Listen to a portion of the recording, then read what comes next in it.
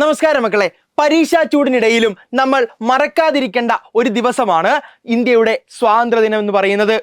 ശനിയാഴ്ച നമ്മുടെ രാജ്യം 80ാമത് സ്വാതന്ത്ര്യദിന ആഘോഷങ്ങൾക്ക് നേതൃത്വം കൊടുക്കുന്നു. ചെങ്കോട്ടയിൽ പ്രധാനമന്ത്രി പതാക ഉയർത്തുന്നതോടുകൂടി രാജ്യത്തെ സ്വാതന്ത്ര്യദിന ആഘോഷങ്ങൾക്ക് തുടക്കം കുറിക്കുന്നു. അങ്ങനെയാണെങ്കിൽ സ്കൂളുകളിൽ സംഘടിപ്പിക്കാറുള്ള സ്വാതന്ത്ര്യദിന ക്വിസിന് വേണ്ടിയിട്ടുള്ള കുറച്ച് ചോദ്യങ്ങൾ പരിചയപ്പെട്ടാലോ? അപ്പൊ മക്കളെ, ആദ്യത്തെ ചോദ്യം, സ്വതന്ത്ര ഇന്ത്യയുടെ ആദ്യത്തെ ഗവർണർ ജനറൽ ആര് എന്നാണ്. ഉത്തരം എന്താണ്? ഉത്തരം മൗണ്ട് ബാറ്റൺ പ്രഭു ആണ്. എന്ത് ചെയ്യുക? ഓർത്തു വെക്കുക, മൗണ്ട് ബാറ്റൺ പ്രഭു. അങ്ങനെയാണെങ്കിൽ ഇതേ ചോദ്യം മറ്റൊരു രീതിയിൽ നിങ്ങൾ കേട്ടിട്ടുണ്ടാവും. സ്വതന്ത്ര ഇന്ത്യയുടെ അവസാനത്തെ ഗവർണർ ജനറൽ, സ്വതന്ത്ര ഇന്ത്യയിലെ അവസാനത്തെ ഗവർണർ ജനറൽ ചോദിച്ചാലും, സ്വതന്ത്ര ഇന്ത്യയിലെ ആദ്യത്തെ ഇന്ത്യക്കാരനായ ഗവർണർ ജനറൽ ചോദിച്ചാലും ഉത്തരം എന്താണ്? അത് സി രാജഗോപാലാചാരിയാണ്. സെറ്റ് ആണെന്ന് വിചാരിക്കുന്നു. ഓക്കെ, അപ്പൊ അടുത്ത ചോദ്യത്തിലേക്ക് പോകുന്നു. ഒന്നാം സ്വാതന്ത്ര്യ സമരം നടന്ന വർഷം മക്കളെ നമ്മൾ പഠിക്കാറുണ്ട്. 1857 ഒന്നാം സ്വാതന്ത്ര്യ സമരം നടന്നിട്ടുള്ള വർഷം. മെയ് 10 അതിൽ ദിവസമായിട്ട് നമ്മൾ പറയുന്നത്.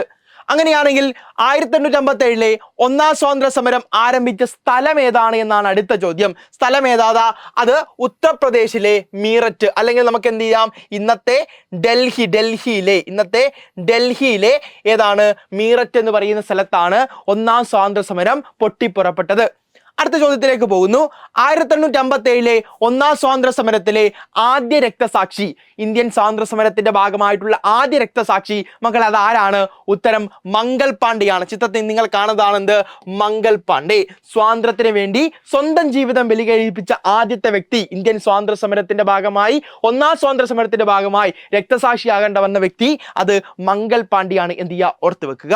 അടുത്ത ചോദ്യം, ഇന്ത്യൻ സ്വാതന്ത്ര്യ സമരത്തിലെ ഏറ്റവും പ്രായം കുറഞ്ഞ രക്തസാക്ഷി ആര്? മക്കളെ ഓർത്തു വെച്ചോ, അത് ഖുദ്ദിറാം ബോസ് ആണ്. 18 വയസ്സ് മാത്രം പ്രായമുള്ള കുട്ടി എന്നൊക്കെ നമുക്ക് പറയാവുന്ന ഒരു ആളാണ് ആര്? ഖുദ്ദിറാം ബോസ് എന്ന് പറയുന്നത്. ഓക്കെ, ഇനി അടുത്ത ചോദ്യത്തിലേക്ക് പോകുന്നു. ഇന്ത്യക്കാർക്ക് എന്ന മുദ്രാവാക്യം ആദ്യം ഉയർത്തിയ വ്യക്തി ആരാണ്? ഇന്ത്യക്കാർക്ക്. ഓർത്തു വെച്ചോ, ഇന്ത്യക്കാർക്ക് എന്നുള്ള മുദ്രാവാക്യം ആദ്യമായി ഉയർത്തിയ വ്യക്തി ആരാണ്? ഉത്തരം സ്വാമി ദയാനന്ദ സരസ്വതിയാണ്. സ്വാമി ദയാനന്ദ സരസ്വതിയാണ് ഇന്ത്യക്കാർക്ക് എന്നുള്ള മുദ്രാവാക്യം ആദ്യമായിട്ട് പ്രഖ്യാപിച്ചത്. അടുത്ത ചോദ്യമാണ്, സ്വാതന്ത്ര്യം എന്റെ ജന്മാവകാശമാണ് എന്ന മുദ്രാവാക്യം ആരുടേതാണ്? സ്വാതന്ത്ര്യം അല്ലെങ്കിൽ സ്വരാജ്യം, ഇങ്ങനെ എന്ത് ചെയ്യാം, ഇങ്ങനെയും ചോദിക്കാം. സ്വരാജ്യം എന്റെ ജന്മാവകാശമാണ്, ഞാനത് നേടിയെടുക്കുക തന്നെ ചെയ്യും. ആരുടെ വാക്കുകൾ? സ്വാതന്ത്ര്യം എന്റെ ജന്മാവകാശമാണ്, അല്ലെങ്കിൽ സ്വരാജ്യം എന്റെ ജന്മാവകാശമാണ്, ഞാനത് നേടിയെടുക്കുക തന്നെ ചെയ്യും. ആരുടെ വാക്കുകൾ? അത് ബാലഗംഗാധര തിലകന്റെ വാക്കുകളാണ്. എന്ത് ചെയ്യുക? ഓർത്തു വെക്കുക. അടുത്ത ചോദ്യം, ഇന്ത്യക്ക് സ്വാതന്ത്ര്യം ലഭിക്കുമ്പോൾ ആരായിരുന്നു ബ്രിട്ടീഷ് പ്രധാനമന്ത്രി? അപ്പൊ നമുക്കറിയാം, ബ്രിട്ടനിലെ ഏറ്റവും വലിയ പദവി എന്ന് പറയുന്നത് ബ്രിട്ടീഷ് പ്രധാനമന്ത്രിയാണ്. അപ്പോ ബ്രിട്ടീഷ് പ്രധാനമന്ത്രി ആരായിരുന്നു? അത് ക്ലെമന്റ് ആറ്റ്ലി ആയിരുന്നു. എന്ത് ചെയ്യുക? ഓർത്തു വെക്കുക, ക്ലെമന്റ് ആറ്റ്ലി. ഓക്കെ, അടുത്തത്, ഗാന്ധിജി, മുഹമ്മദ് അലി ജിന്ന എന്നിവരുടെ രാഷ്ട്രീയ ഗുരുവായി അറിയപ്പെടുന്നത് ആര്? നമുക്കറിയാം, നമ്മുടെ രാഷ്ട്രപിതാവാണ് ആര്? ഗാന്ധിജി. പാകിസ്ഥാന്റെ രാഷ്ട്രപിതാവ് എന്നറിയപ്പെടുന്ന വ്യക്തിയാണ് ആര്? മുഹമ്മദ് അലി ജിന്ന. എന്നാൽ ഇവർ രണ്ടുപേരുടെയും രാഷ്ട്രീയ ഗുരുവായിട്ട് അറിയപ്പെടുന്ന വ്യക്തി അദ്ദേഹം ആരാണ്? അത് ഗോപാലകൃഷ്ണ ഗോഖലെയാണ്. എന്ത് ചെയ്യുക? ഓർത്ത് വെക്കുക, ഗോപാലകൃഷ്ണ ഗോഖലെ. അങ്ങനെയാണ് മാഷ് ഒരു ചോദ്യം ചോദിക്കട്ടെ, പ്രവർത്തിക്കുക അല്ലെങ്കിൽ മരിക്കുക? എഴുതാം നമുക്ക്, പ്രവർത്തിക്കുക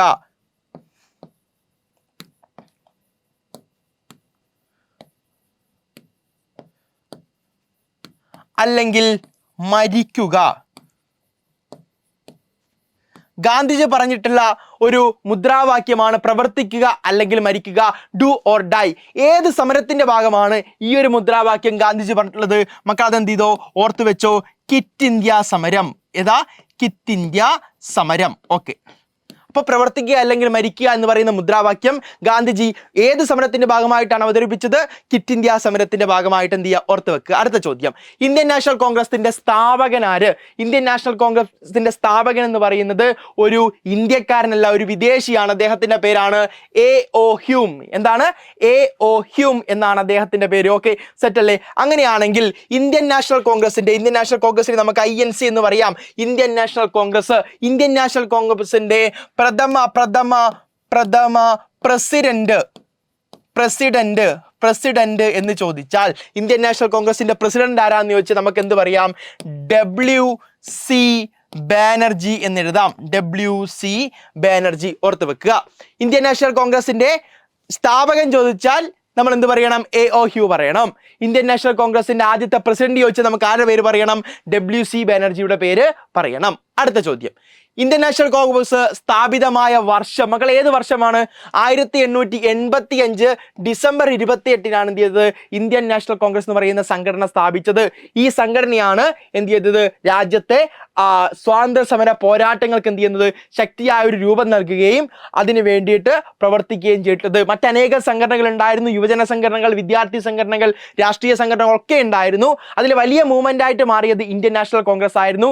ഗാന്ധിജിയുടെയും നെഹ്റുവിന്റെയും ഉൾപ്പെടെയുള്ള സ്വാധീനം ഉൾപ്പെടെ അതിനകത്ത് ഉണ്ടായിരുന്നു. അപ്പോൾ ഇന്ത്യൻ സ്വാതന്ത്ര്യ സമരവുമായി ബന്ധപ്പെട്ട് പിറവിയെടുത്തൊരു സംഘടനയാണ്. അപ്പൊ അതിന്റെ സ്ഥാപകൻ AOHU ആണ്. അത് സ്ഥാപിച്ചത് 1885-ലാണ്.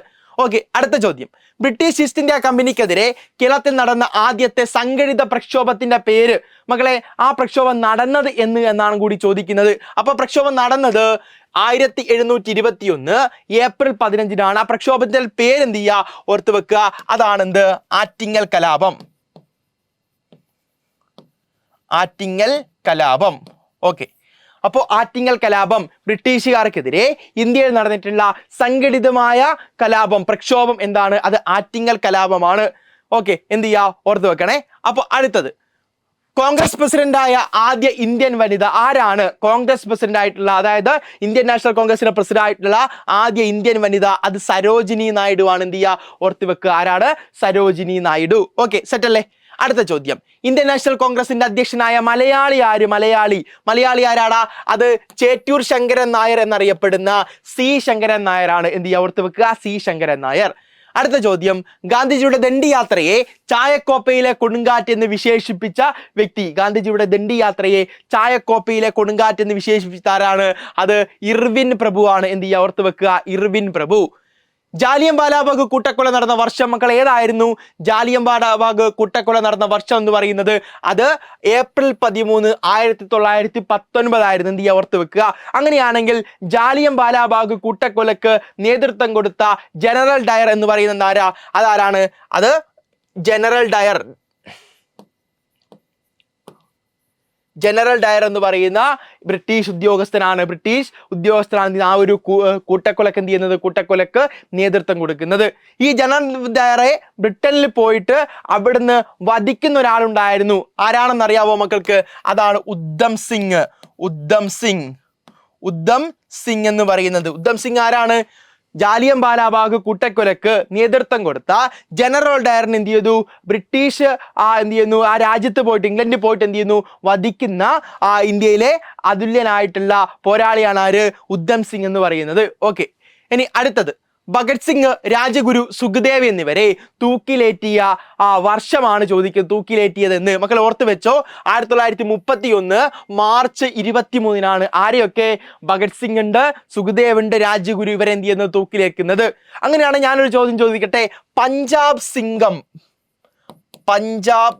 സിംഹം എന്നറിയപ്പെടുന്ന നേതാവ്, പഞ്ചാബ് സിംഹം എന്നറിയപ്പെടുന്ന നേതാവ്, അതായത് നമ്മുടെ സ്വാതന്ത്ര്യ സമര പോരാട്ടങ്ങളിൽ മിതവാദികളും തീവ്രവാദികളും ഉണ്ടായിരുന്നു. തീവ്രവാദികളുടെ പോരാട്ടത്തിൽ നേതൃത്വം കൊടുത്ത വ്യക്തി അത് ആരായിരുന്നു? അത് ലാലാ ലജ്പത് റായ് ആയിരുന്നു. ലാലാ ലജ്പത് റായ്.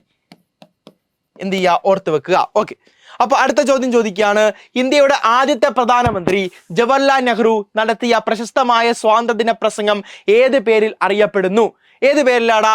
അത് വിധിയുമായുള്ള കൂട്ടിക്കാഴ്ച, ട്രസ്റ്റി വിത്ത് ഡെൻസിറ്റി എന്നാണ് എന്ത് ചെയ്യുന്നത്? അറിയപ്പെടുന്നത്. ഓക്കെ അല്ലേ? സെറ്റല്ലേ? അങ്ങനെയാണ് എന്ത് ചെയ്യുക മക്കൾ? എന്ത് ചെയ്യുക? ഇതുപോലുള്ള ചോദ്യങ്ങൾ നമുക്ക് എന്ത് ചെയ്യാം? നമ്മുടെ സൂപ്പർ ബാച്ചിന്റെ ഭാഗമായിട്ട് എന്ത് ചെയ്യാം? നമ്മുടെ ഫാസ്റ്റ് ട്രാക്ക് ബാച്ചിന്റെ ഭാഗമായിട്ട് എന്ത് ചെയ്യാം? നമുക്ക് പഠിക്കാൻ വേണ്ടി പറ്റും. അപ്പോൾ ബാച്ചിനകത്തേക്ക് ജോയിൻ ചെയ്യുന്ന മക്കളോട് പറയാനുള്ളത്, നമ്മുടെ ബാച്ചിൽ എന്തുണ്ട്? നിങ്ങൾക്ക് എല്ലാ ഇമ്പോർട്ടൻസ് ഡേയും നിങ്ങൾക്ക് എന്ത് ചെയ്യാം? നിങ്ങൾക്ക് നമ്മുടെ ബാച്ചിനകത്ത് കാണാൻ വേണ്ടി പറ്റും. അപ്പോൾ അത്തരത്തിലുള്ള ഒരു അടിപൊളി ബാച്ചാണ് എന്ത്?